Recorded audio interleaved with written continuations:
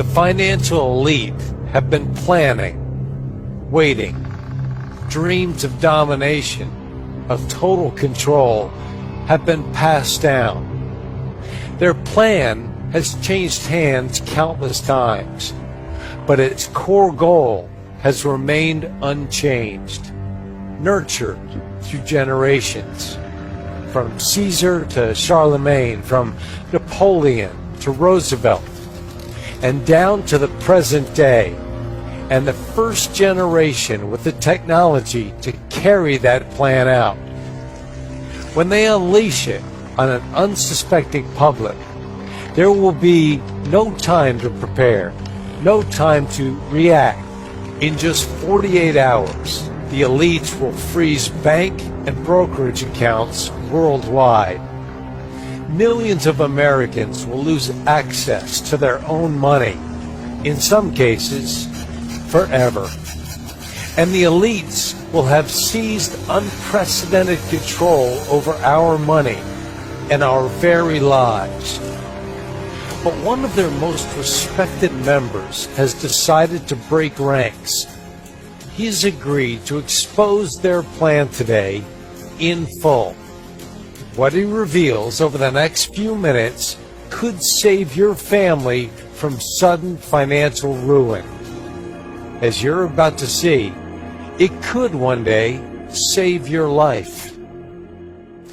Hello, I'm John Burke for the Daily Reckoning. We are coming to you today from our perch overlooking the White House in our nation's capital. Welcome to this emergency briefing with Jim Rickards, financial threat and asymmetric warfare advisor to the White House, Pentagon, and CIA. Rickards joins us today with an urgent warning, one he hopes all Americans will heed. According to Jim Rickards and members of the U.S. intelligence community, the time to prepare has arrived. Mr. Rickards, welcome to our broadcast.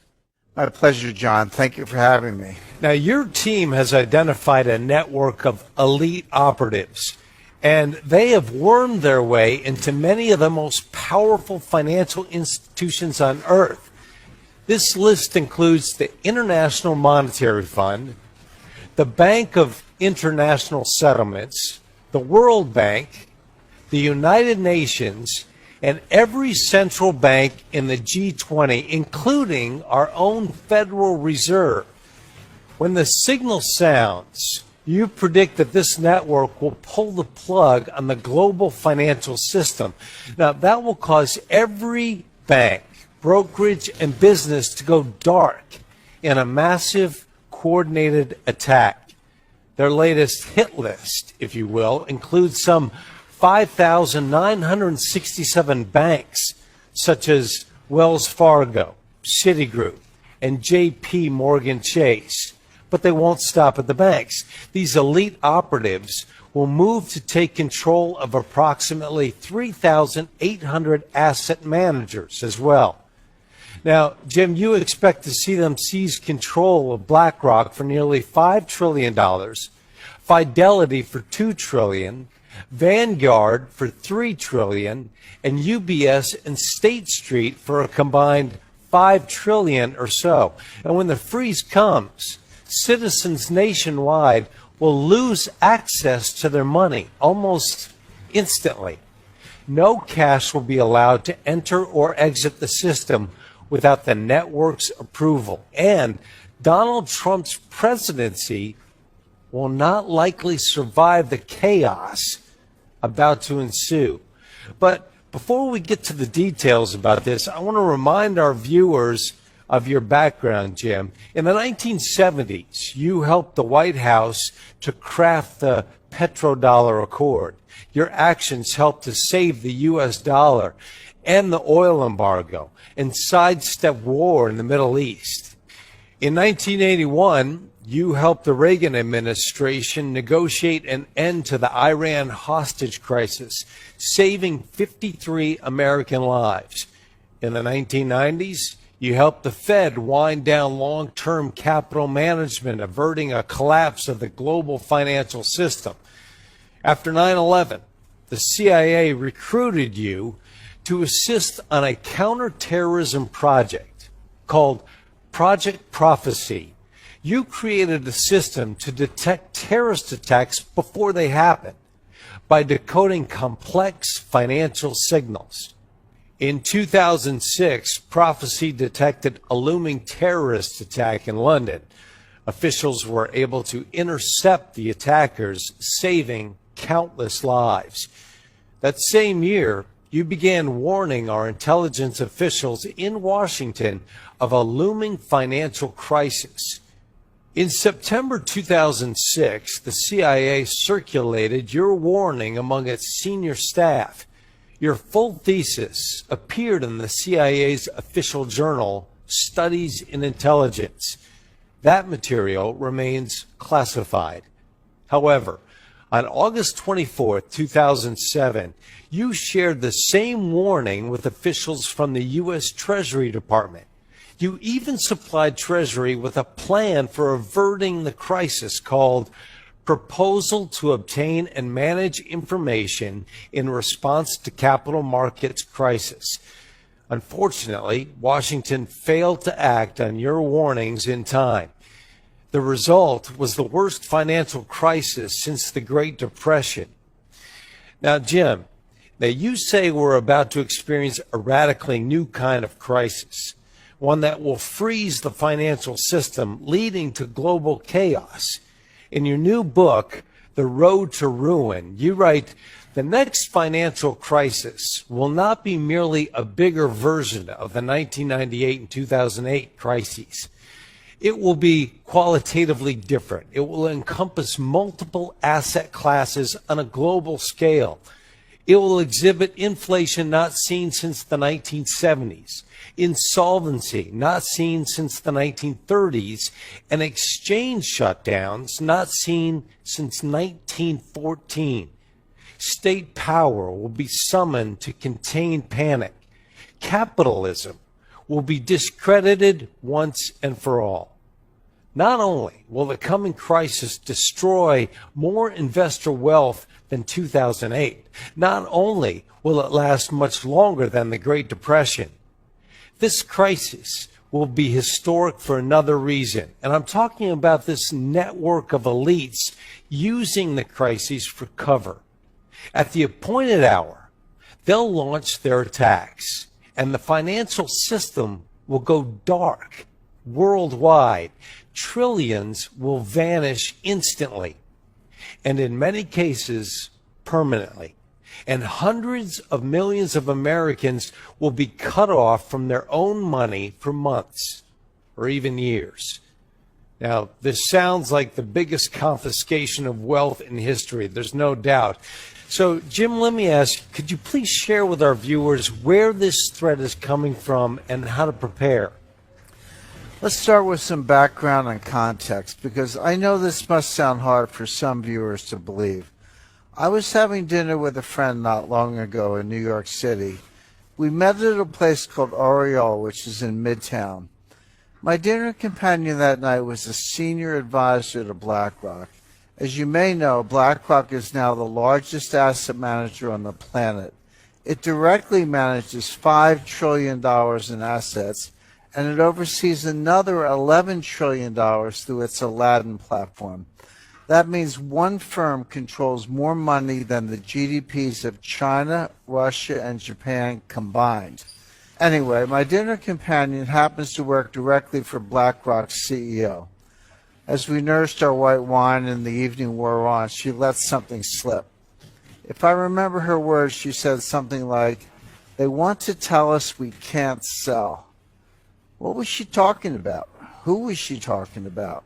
I placed a few calls, first to my contacts in Washington, then to a few people on Wall Street.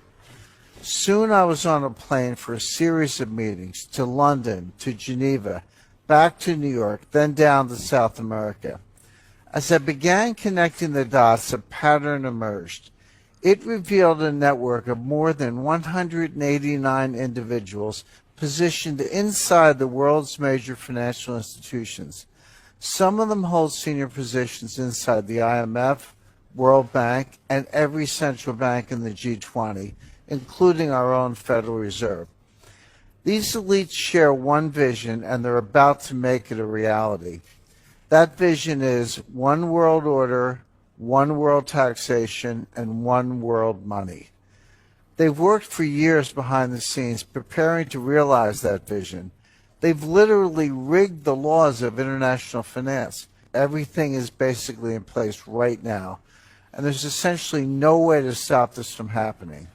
When the crisis hits, they'll flip the switch, freezing the global financial system. That will give them time to reset the world economy according to their vision. As the coming crisis unfolds, President Trump will be powerless to stop it. In fact, trying to stop them would probably weaken the president's power altogether. That is amazing, Jim, really. So what did these elites want from your contact at BlackRock? Basically, they want to classify BlackRock as too big to fail. The technical term is Systemically Important Financial Institution, or SIFI. That designation normally applies to banks, such as Bank of America. If your bank gets the SIFI label, it means the government will bail you out first in a crisis. But it also means you must turn over control of your bank until the crisis subsides. In this case, they're trying to reclassify BlackRock, an asset manager, as too big to fail. If they succeed, they'll be able to freeze BlackRock when the crisis hits. BlackRock clients won't be able to sell. They won't be able to buy either. Their accounts will go dark indefinitely, and the elite operatives will take control of BlackRock's assets remotely via the internet. But our research shows that their ICE 9 plan goes much, much deeper than that. Now, you refer to their plan as ICE 9. You just said that. What does that mean? It's a reference to the Kurt Vonnegut novel, Cat's Cradle. In the book, a mad scientist creates a new form of water molecule called ICE 9. When it comes in contact with other water molecules, it freezes them at room temperature. One drop of ICE 9 can freeze the whole ocean. And that's what these elite operatives are about to do to the world economy. Now, can you share with our viewers exactly who these operatives are and what their ultimate goal might be? Like I said, John, more than 189 elite agents have slowly wormed their way into leadership positions across the board. They now sit at or near the head of the IMF, the World Bank, and even our own Federal Reserve. They also control much of what happens at the central banks of China, Russia, India, Brazil, Canada, and Europe. As you know, these institutions form a kind of global superstructure. It forms a kind of snare net encircling all nations. Their leaders aren't democratically elected. They're not accountable to you and me. They're beyond the reach of government and citizens, and yet they hold the fate of the global financial system in their hands. To get a sense of how they operate, imagine an array of floating spheres. One sphere is labeled IMF. One is labeled Fed. One is labeled Bilderberg. One is labeled Wall Street. One is labeled central banks. One is labeled intelligence agencies. One is labeled media, and so on. The elites inhabit all of these spheres, and together the network forms a kind of 3D Venn diagram. As I see it, regardless of what sphere they inhabit, the elites all share the same vision: one world order, one world taxation, and one world money. All of their actions are geared toward moving that agenda forward. Now, are you able to share the identities of these elites with our viewers? We've identified more than 189 individuals who are in many cases hiding in plain sight. Regardless, they all share the same vision: one world order, one world taxation, and one world money.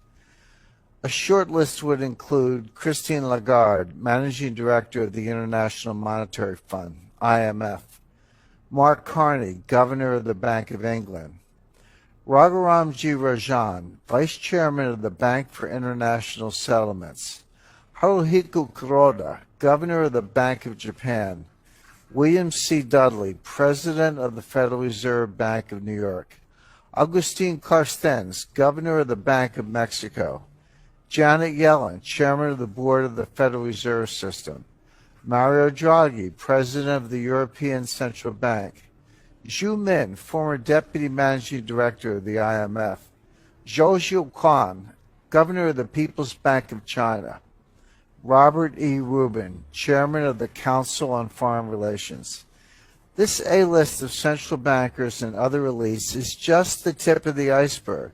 Of course, not one of these elites will tell you outright what's going on, but I've seen and heard enough to connect the dots for myself. Not long ago, for example, I met with one of their senior operatives. He's the leading economist who served as the chairman of the Federal Reserve during the last crisis. He's considered one of the most influential minds in banking today. We met privately during a conclave in Seoul, South Korea. Of course, I'm talking about Ben Bernanke. I came away from my meeting with him stunned and convinced that ICE 9 was real. Not long before that, I set up a one-on-one meeting with another member of the network. His name is Zhu Min, the former deputy governor of China's central bank. Until recently, he served as deputy managing director of the International Monetary Fund. Zhu is a brilliant guy, like Bernanke, and he's pleasant and well-meaning. There's no doubt in my mind that he's also a member of the elite network preparing to impose ICE 9 on millions of Americans. But I wasn't done with my research. I have since met with dozens of senior officials, intelligence analysts, and former Wall Street colleagues. My quest led to a final meeting, a face-to-face summit with the head of Bilderberg. We met at Rockefeller Center in Manhattan, and he was very eager to get my take on the euro as a currency. I was happy to provide it, of course, in exchange for some valuable intelligence. As I say in my new book, he did not have horns. In fact, he gave me a nice gift when we parted ways, a blue Swedish vase. I keep it in my writing studio at my home in Connecticut. But my point is, I came away from all three meetings convinced of one thing. When the next crisis hits, the elites are planning to freeze the financial system, and they'll replace it with a new system, one not based on the U.S. dollar. When that happens, we'll wake up to a very strange and disturbing new reality. And for our viewers that are watching today, what might their reality look like that morning? How does this manifest? First, they'll have gone to bed knowing that a massive financial crisis was underway. But when they wake up, they'll find it has worsened and the contagion has spread worldwide. When they go to withdraw money, their ATM will say, closed temporarily. When they go to sell stocks, their account will say, transaction not available. When they go to their local business, that business will only accept cash if it's open. As citizens realize they're being barred from their money, riots will erupt. It's going to get really bad really quickly. But how would such a freeze actually work? And wouldn't that be highly illegal? Well, it wouldn't be illegal technically because they've been quietly laying the groundwork for years. They've rigged the financial laws, changed the rules of the game to allow this to happen. The stage is set. They have the levers in place. The lights are positioned. Now someone just needs to flick a switch and they'll impose ICE 9 rapidly. And again, all of this will be legal because they've rigged the system in their favor. Here in the U.S., for example, Congress pushed through something called the International Emergency Economic Powers Act, or IEPA. This allows the government to freeze accounts, assets, even whole institutions at will. The only condition is that there's some threat to national security with a foreign connection. Of course, with a global market, every financial crisis has a foreign connection. Any systemic crisis fits the bill.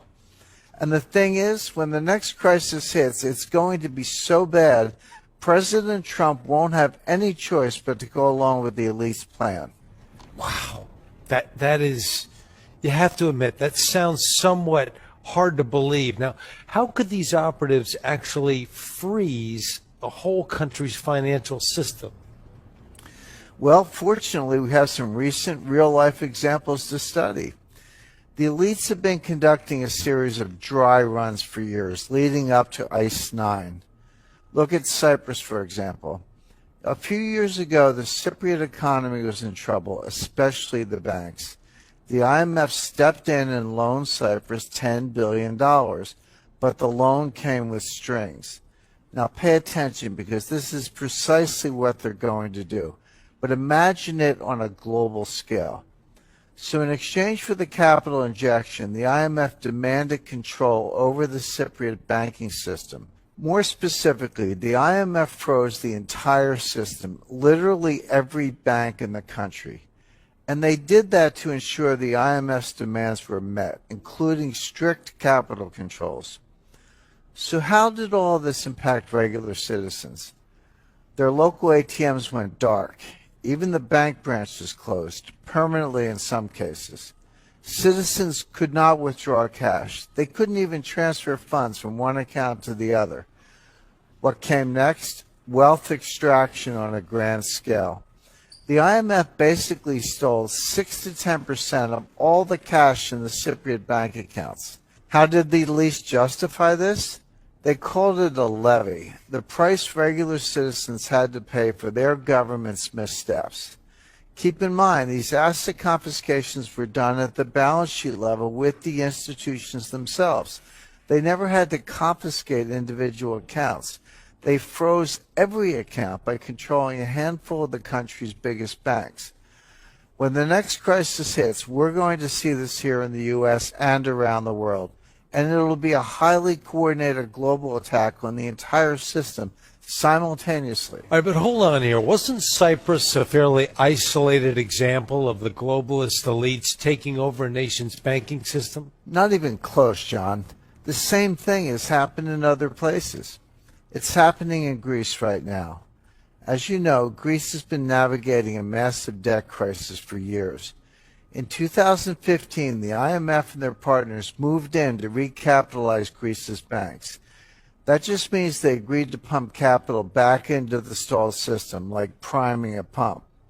In return, the IMF demanded control of the banks and citizens' individual accounts by default. Suddenly, Greek families weren't allowed to withdraw more than $460 per week. Imagine trying to pay your mortgage, gas, and groceries on less than $500, let alone your medical insurance. Of course, it led to widespread panic, rioting, and worse. And that's exactly what we'll see on a global scale when the next crisis hits. Now, clearly, a national freeze can devastate the citizens big time. So my question is, why would the elites even want to do that? Well, you're right, of course. This has been devastating to Greek citizens. But the short answer is control.